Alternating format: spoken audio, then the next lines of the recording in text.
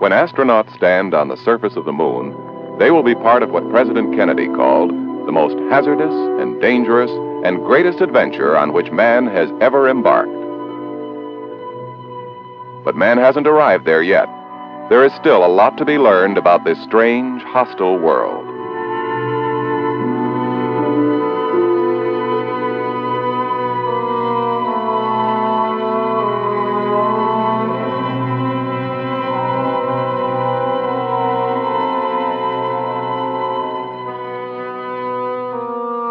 As far back as 1959, plans were being made for exploring the surface of the moon with unmanned spacecraft capable of photographing it, analyzing it, and measuring it.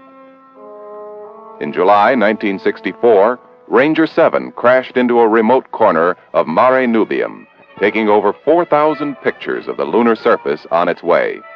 It took the first close-ups of the moon, and in recognition of this achievement, the area was named Mare Cognitum, sea that has become known.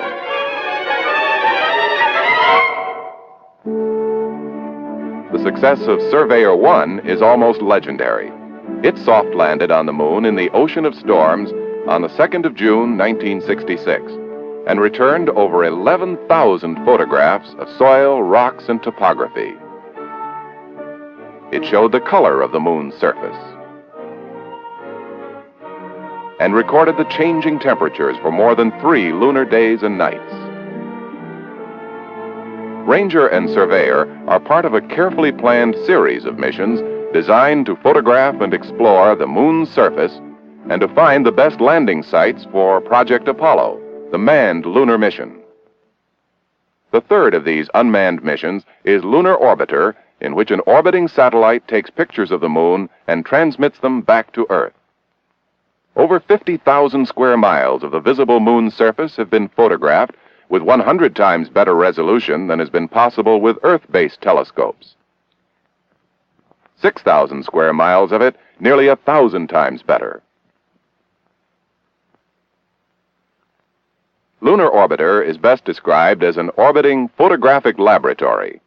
Unlike earlier photo missions, which used a television type of camera, Orbiter takes its pictures on 70mm film. It develops the pictures and stores them until it is time to send them back to Earth. The whole craft is similar to a 4-leaf clover with a thick stem. The leaves contain the solar cells that provide power for the various systems on board. And the stem contains the 2 lenses, the film processing unit, the picture transmission equipment, and the various scientific instruments, such as micrometeorite detectors and radiation counters. At the heart of Lunar Orbiter is the photo system. Pictures are taken simultaneously with the 2 lenses, one close-up and one wide angle. A device called a velocity height sensor determines the speed of the spacecraft relative to the moon's surface, normally over 4,000 miles an hour. As an exposure is being made, it moves the film proportionately to avoid blurring the image. The film then moves into the processor, where it is rolled into contact with a bimat web, a material that has been soaked in a solution that develops and fixes the image. It is then separated from the web and dried. The method of getting the picture from the moon to Earth is one of its most exacting tasks. The film is scanned by a light beam 1/20th as thick as a human hair. As the beam passes through the film, its intensity varies as the density of the image varies, and this variation is detected by a photoelectric cell.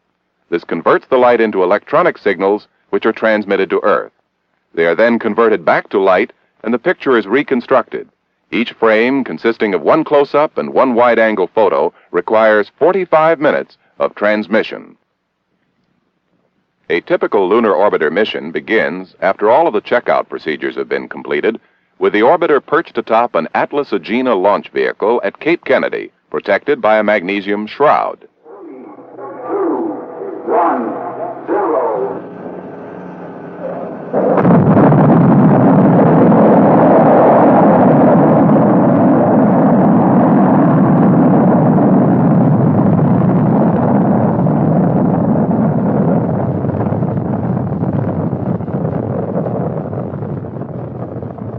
The Atlas ignites, pushing the spacecraft through the thicker atmosphere.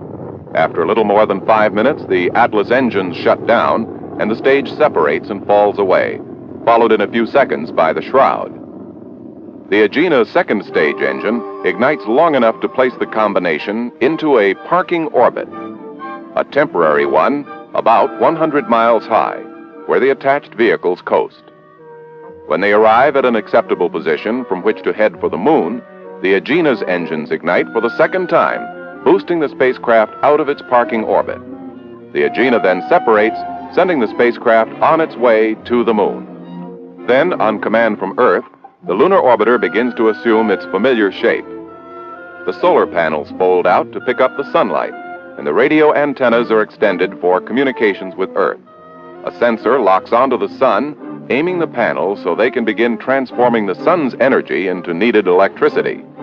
Several hours later, another sensor, designed to respond to Canopus, the brightest star in the southern sky, picks it out and locks on it. These two lock-ons are necessary so that ground controllers know the position of the spacecraft for future maneuvers. For the next several hours, the course of the spacecraft is carefully plotted against the known path of the moon. A decision can be made that a mid-course correction is required for perfect aiming. This is accomplished by rolling and pitching the spacecraft to the desired attitude and firing the velocity control engine a given period of time, either to speed it up or slow it down relative to the speed and direction of the moon itself. Orbiter 3, for example, was so accurately started on its way that it needed only a 500-mile adjustment in its initial aiming point. The orbiter arrives at the moon at a speed of about 4,500 miles per hour.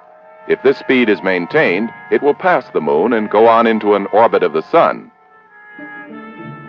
Once again, at the appropriate time, the spacecraft's attitude is adjusted and the engine is fired to slow it down to 2,200 miles per hour.